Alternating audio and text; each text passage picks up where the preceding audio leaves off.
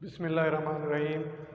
Class ये जो हम सिलेबस पढ़ रहे हैं रिएक्टिव इंटरमीडिएट्स का, ठीक है। तो लास्ट टाइम हमने डिस्कस किया था कि रिएक्टिव इंटरमीडिएट्स होते क्या हैं।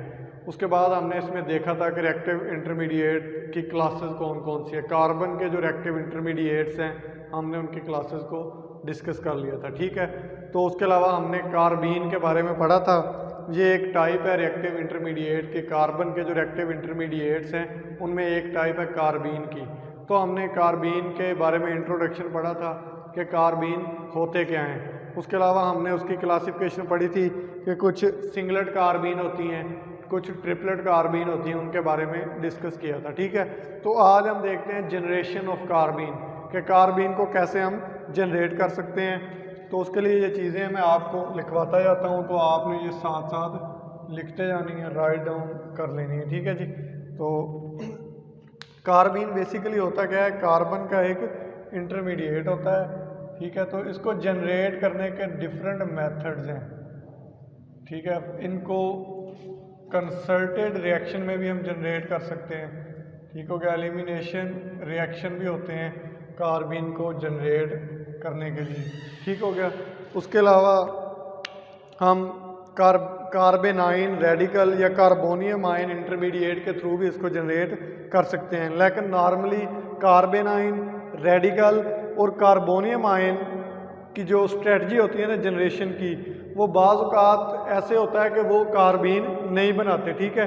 इसलिए ये जो कार्बीन के सोर्स हैं ना, कौन कौन से भला, एक हो गया कार्बेनाइन रेडिकल और कार्बोनियम आयन। इनके थ्रू जो कार्बीन जनरेट की जाती हैं वो ऑथेंटिक नहीं समझी जाती कि वाकई कार्बीन इस दौरान बनी है या नहीं बनी, ठीक है। तो इसलिए ये वाला जो मेथड होता है ना, इसको हम इतना ऑथेंटिक मेथड नहीं समझते। और उसके अलावा कुछ ऐसे मैकेनिज़्म नहीं है जिनकी मदद से फुल्ली इन्वेस्टिगेट किया जा सके कि क्या वाकई इस रिएक्शन के दौरान कार्बीन बनी भी है या नहीं बनी, ठीक हो गया। लेकिन कुछ सिमिलैरिटी ऑफ स्ट्रक्चर होती हैं कुछ प्रिकर्सर्स की, ठीक है। कुछ प्रिकर्सर ऐसे हैं कि जिनका स्ट्रक्चर सेम है और उस दौरान ऐसा लगता है कि कार्बीन बनी है, और बाज़ औक़ात कार्बीन डिटेक्ट भी की गई है, ठीक है। तो हम उन प्रिकर्सर को पढ़ेंगे, ठीक है, वो प्रिकर्सर कौन कौन से हैं, और फिर हम देखेंगे कि कौन कौन सी उसके दौरान किस तरह से कार्बीन पैदा हुई है और किस तरह से वो डिटेक्ट हुई है। For example diazo alkanes. For example पहला जो प्रिकर्सर है वो कौन सा है जी, डाई एजो अल्केन्स, ठीक हो गया जी। डाई एजो अल्केन क्या है, इनसे भी क्या कार्बीन जनरेट हो सकती है। दूसरा कीटीन, ठीक हो गया। कीटीन के बारे में आपने पढ़ा होगा क्या होती हैं, हम फर्दर डिस्कस भी कर लेते हैं। कीटीन्स, इनसे भी क्या होता है, कार्बीन जनरेट हो सकती है। उसके अलावा सल्फर यलाइड, क्या चीज़, सल्फर यलाइड, YLIDS, सल्फर यलाइड। उसके अलावा फास्फोरस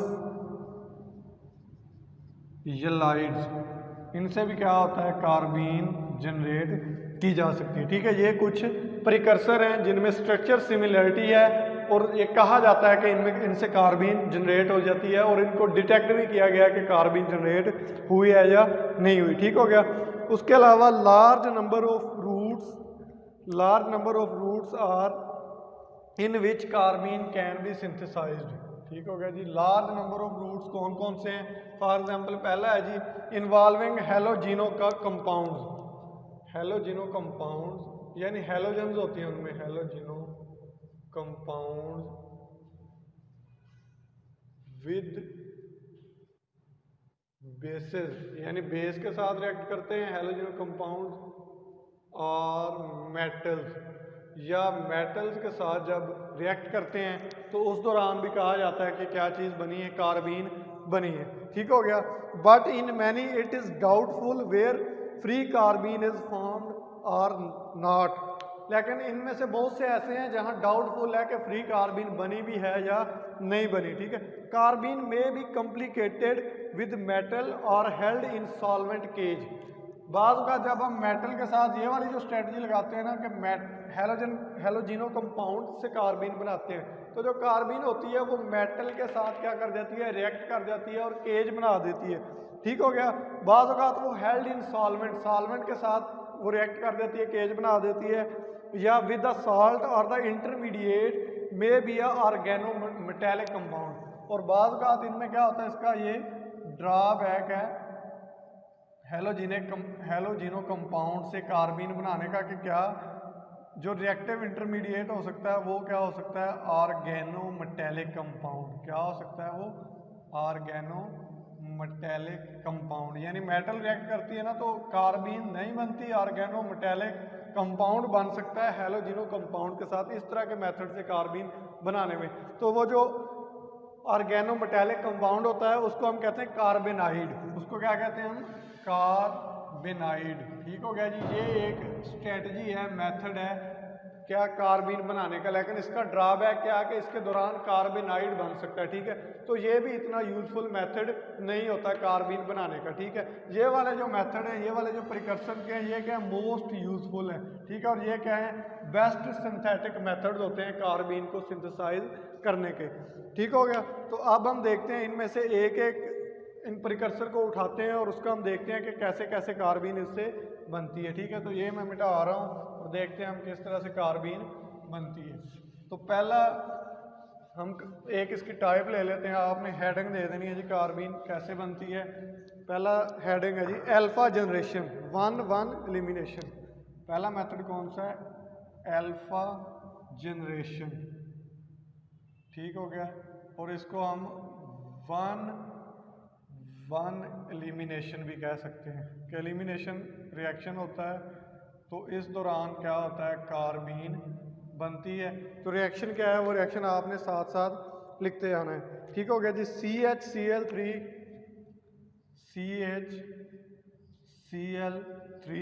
प्लस KOH, यानी को बेस इसके साथ अटैक करता है। ठीक हो गया जी। तो रिएक्शन होता है इस दौरान, क्या होता है, रिएक्शन होता है। जब रिएक्शन होगा तो CCl3 नेगेटिव बनेगा, CCl3 नेगेटिव। साफ ज़ाहिर है कैसे होगा कि ये बेस है, बेस क्या करेगा, यहाँ से इसका प्रोटॉन ले लेगा। जब प्रोटॉन ले लेगा तो इसके ऊपर कौन सा चार्ज आ जाएगा, नेगेटिव चार्ज आ जाएगा। अब कार्बन क्या है, कार्बन के साथ 3 क्लोरीन अटैच है और उसके पास क्या है, एक नेगेटिव चार्ज है। उसमें से क्या होगा, एक क्लोरीन निकल जाएगा, -Cl अगर हो जाए, क्या हो जाए, अगर एक क्लोरीन निकल जाए तो अब कार्बन क्या हो जाएगा, बाईवेलेंट हो जाएगा, CCl2। ठीक हो गया, और उसके पास बाईवेलेंट हो जाएगा, 2 इलेक्ट्रॉन है और उसके पास 2 पेयर ऑफ इलेक्ट्रॉन है जो क्या होंगे, आपस में कोई भी शेयरिंग नहीं कर रही। तो इस तरह का जो कार्बन होता है वो क्या कहलाता है, कार्बीन कहलाता है। यहाँ क्या है, डाईक्लोरोकार्बीन डिटेक्ट होगी। हमने पहला मेथड पढ़ लिया है जनरेशन ऑफ कार्बन का, 1 एलिमिनेशन। 1 एलिमिनेशन का क्या मतलब होगा कि एक ही कार्बन से दोनों कंपाउंड एलिमिनेट होते हैं, यानी हाइड्रोजन भी इसी कार्बन से एलिमिनेट हो रहा है और क्लोरीन भी इसी कार्बन से एलिमिनेट हो रहा है। और ये वाली जो चीज़ है जो डिटेक्ट हुई है, ये क्या है, डाईक्लोरोकार्बीन। ये क्या है, डाईक्लोरोकार्बीन। ठीक हो गया जी। उसके अलावा कार्बीन को, यही मेथड है, इसकी एक और एग्जांपल है, इस तरह से भी हम जनरेट कर सकते हैं। इसका मैं प्रिकर्सर लिख रहा हूँ तो देख लेते हैं कि कैसे ये जनरेट होती है। ठीक होगा जी। ये एक बेंजीन रिंग है, ये एक बेंजीन रिंग है। ठीक होगा जी। ये मैं ऐसे दायरा लगा देता हूँ, वैसे ये मेथड सही नहीं होता है ऐसे लिखने का। ठीक है जी। अच्छा जी, ये एक और इसके अंदर रिंग इंसर्ट हो गया और इसके अंदर साइक्लोप्रोपेन बनी हुई है। क्या बनी हुई है, साइक्लोप्रोपेन बनी हुई है। अब हमने इसमें से कार्बीन बनानी। कार्बीन बनती कैसे है कि जब कोई एक कार्बीन ऐसे बनती है, कार्बन में 2 बांड टूटे, एक बांड इस तरह से टूटे कि वो अपने इलेक्ट्रॉन दे के जाए कार्बन को, और दूसरा बांड इस तरह से टूटे कि वो दोनों इलेक्ट्रॉन लेके जाए। क्या हो, कार्बीन कैसे बनती है कि कार्बन के पास पहले 4 बांड होते हैं लेकिन उसके 2 बांड बाकी रह जाए, यानी बाईवेलेंट हो जाए। बाईवेलेंट वो किस तरह से हो कि एक बांड जो टूटे, एक एटम जो अपना बांड तोड़े, वो इस तरह से तोड़े कि वो दोनों इलेक्ट्रॉन दे के जाए कार्बन को, और दूसरा बांड है वो इस तरह से टूटे कि वो अपने दोनों इलेक्ट्रॉन साथ लेके जाए।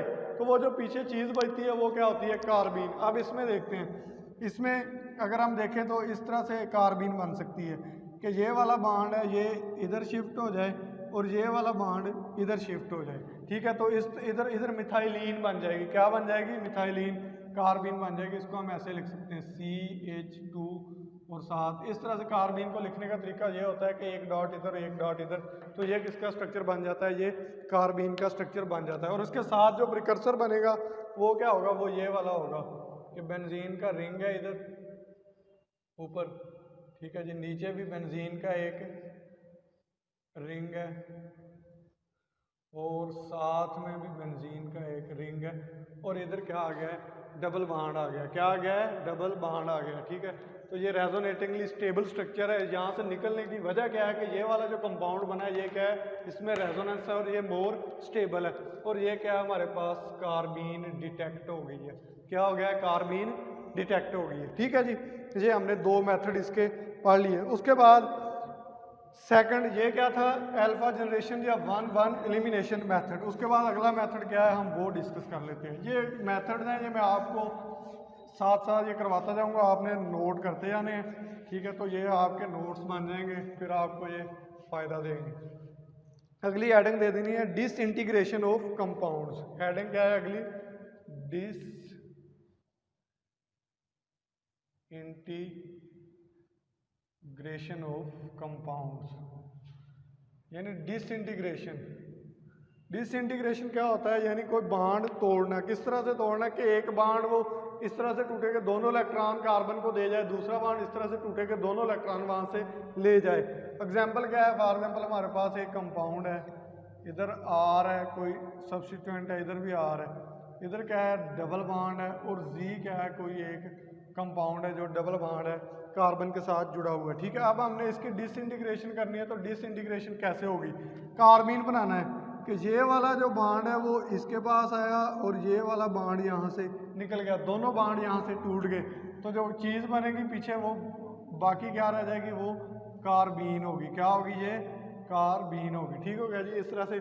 और Z के ऊपर कौन सा, जी के ऊपर नेगेटिव चार्ज आएगा। कौन सा चार्ज आएगा, नेगेटिव चार्ज आएगा, क्योंकि इसने ये वाला बांड ले लिया दोनों इलेक्ट्रॉन, और दोनों इलेक्ट्रॉन जब लें तो नेगेटिव चार्ज आता है, और ये अपने दोनों इलेक्ट्रॉन इसको दे गया, वो यहाँ इस तरह से शो करते हैं, और क्या बन गया ये कार्बीन, बाईवेलेंट स्पीशीज, ये कार्बन को जार कर रहा है, ठीक है। तो ये क्या बन गया, कार्बीन बन गया, ठीक है जी।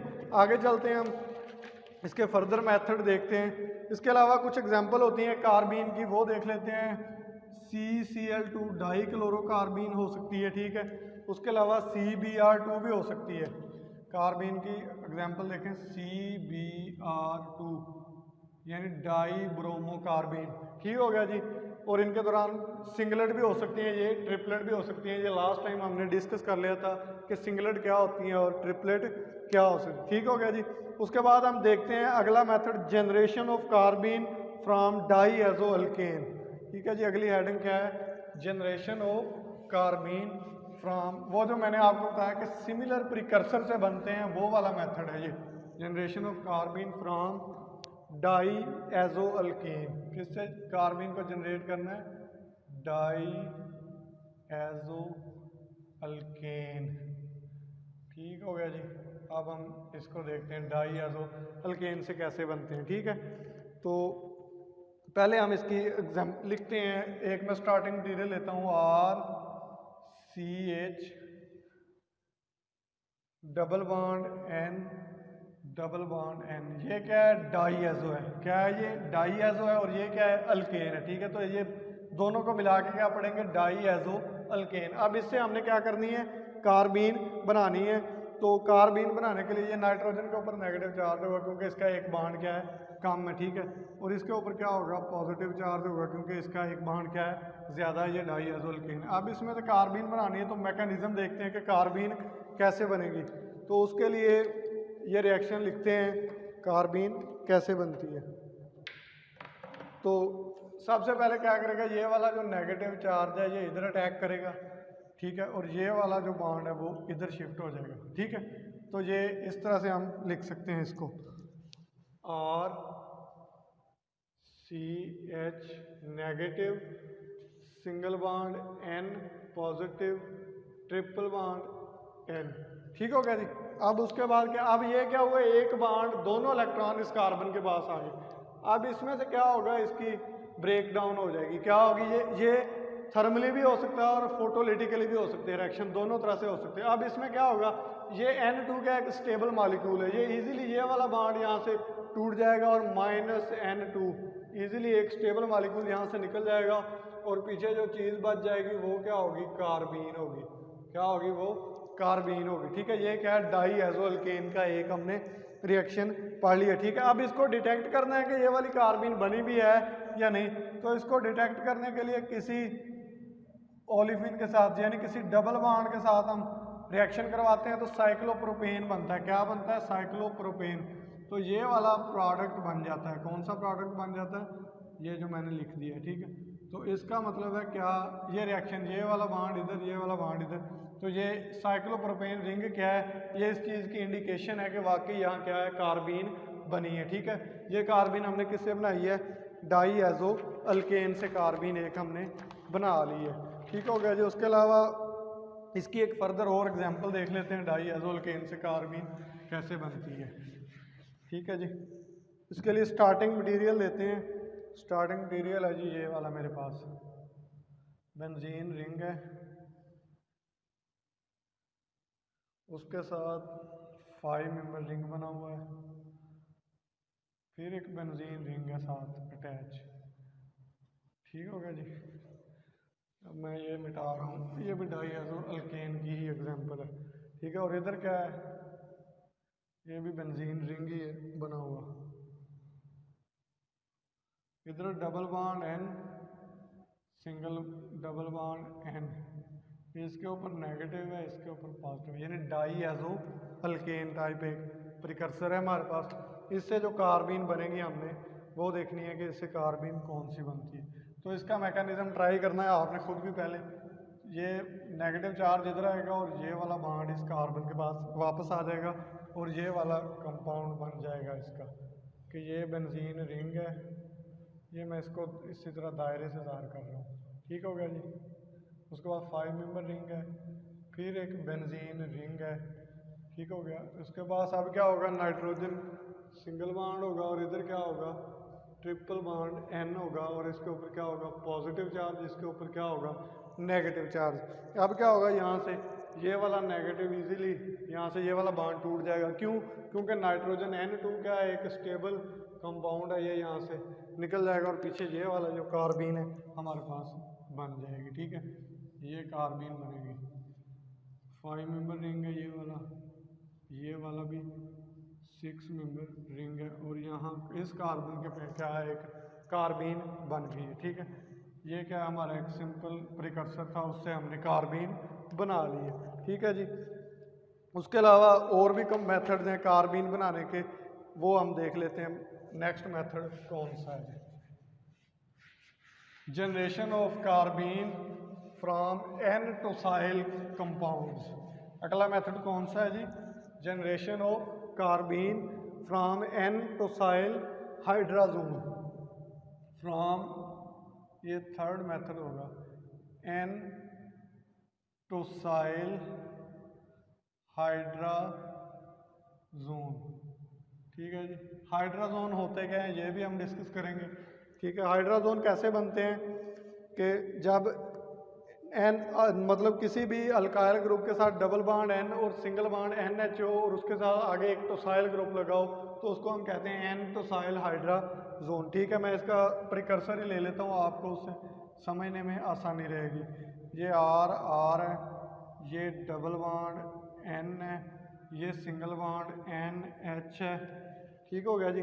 उसके बाद ये टोसाइल ग्रुप लगा हुआ है, S double bond O, double bond O, ये बेंजीन रिंग है, ये मिथाइल लगा हुआ है। ठीक हो गया जी। अब इसके साथ हमने कार्बीन बनानी है, ये कार्बीन कैसे बनेगी तो इसको हम देखते हैं। इसके लिए क्या होगा, हमें बेस चाहिए, कोई क्या चाहिए, कोई बेस। फॉर एग्जांपल बेस यहाँ जो यूज़ किया है वो है NaOMe, NaO नेगेटिव Me। ठीक हो गया, ये क्या है, एक बेस है। ये बेस क्या करेगा, ये पहले एसिडिक प्रोटॉन को ले लेगा। क्या करेगा, यहाँ से ये वाला जो प्रोटॉन है, एसिडिक प्रोटॉन है, इसको ले लेगा और ये वाला बॉन्ड नाइट्रोजन को दे देगा और जो कंपाउंड बन जाएगा वो ये वाला बन जाएगा। मैं इसको ज़रा नीचे, चलें इधर ही लिख लेता हूँ, R double bond N, single bond N negative, S double bond O, ये बेंजीन रिंग है। ये आपने इस तरह से देख लेना है, ठीक है जी। अब उसके बाद देखना है कि उसके बाद क्या होता है। उसके बाद जो नेगेटिव चार्ज है वो कार्बीन के पास शिफ्ट होता है। क्या होता है? वो कार्बीन के पास शिफ्ट होता है। एक ऑप्शन ये है और दूसरा ऑप्शन भी है। दूसरा ऑप्शन ये है कि नाइट्रीन बन सकती है इसमें। क्या बन सकती है इसमें? नाइट्रीन। यानी ये मैकेनिज्म है, प्रपोज्ड होता है। आप जिस तरह से मर्जी ये प्रपोज कर लें, ठीक है। तो हम दोनों तरीके से देख लेते हैं। पहले क्या होगा, ये वाला नेगेटिव चार्ज इधर आएगा और ये वाला नेगेटिव इधर आएगा, ठीक है। और जो कंपाउंड बनेगा वो ये वाला बन जाएगा, यानी आर इधर नेगेटिव आ जाएगा, N double bond N, S double bond O, ये आगे फिनाइल है ग्रुप लगा हुआ, ठीक है। टोसाइल ग्रुप है, ठीक है। अब क्या होता है, ये वाला जो नाइट्रोजन है इसके पास लोन पेयर है। क्या है इसके पास? Lone pair. ये अपने लोन पेयर इधर शिफ्ट करता है और ये वाला बॉन्ड इधर जाता है और ये वाला ऑक्सीजन यहाँ से O के ऊपर नेगेटिव आ जाता है। क्या होता है? ऑक्सीजन के ऊपर क्या आता है? नेगेटिव आ जाता है। यहाँ से मतलब ये सल्फर का बॉन्ड है, यहाँ से टूट जाता है और ये कंपाउंड इस तरह से बन जाता है, यानी R N triple bond N, इधर नेगेटिव है और इस N के ऊपर अब क्या आ जाएगा? पॉजिटिव चार्ज आ जाएगा, क्योंकि इसने अपना लोन पेयर दे दिया, ठीक है। और साथ टोसाइल ग्रुप उसके अलहदा हो गया, ठीक है। अब क्या है, इस कार्बन के पास इसमें से क्या होगा? एक स्टेबल ग्रुप निकल जाएगा। क्या होगा? ये वाला N2- हो जाएगा, क्योंकि नाइट्रोजन एक स्टेबल मॉलिक्यूल है। और जो पीछे क्या बच जाएगा? ये कार्बीन बन जाएगी। क्या बन जाएगी? कार्बीन। क्योंकि पहले एक बॉन्ड ऐसा आया जिसने इलेक्ट्रॉन दिए, दूसरा ऐसा निकला जिसने इलेक्ट्रॉन लिए, और ये चीज़ क्या बन गई? इसकी कार्बीन बन गई, जो हम बनाना चाहते थे, ठीक है। तो ये कुछ मेथड थे जो आज हमने डिस्कस किए। तो नेक्स्ट टाइम हम इंशाल्लाह इसी को आगे प्रोसीड करेंगे। तो आपने इनकी अच्छी तरह से प्रैक्टिस करनी है। क्वेश्चंस कुछ होंगे इसकी प्रैक्टिस से रिलेटेड, वो आपको मैं ग्रुप में सेंड कर दूंगा, ठीक है जी। Thank you so much.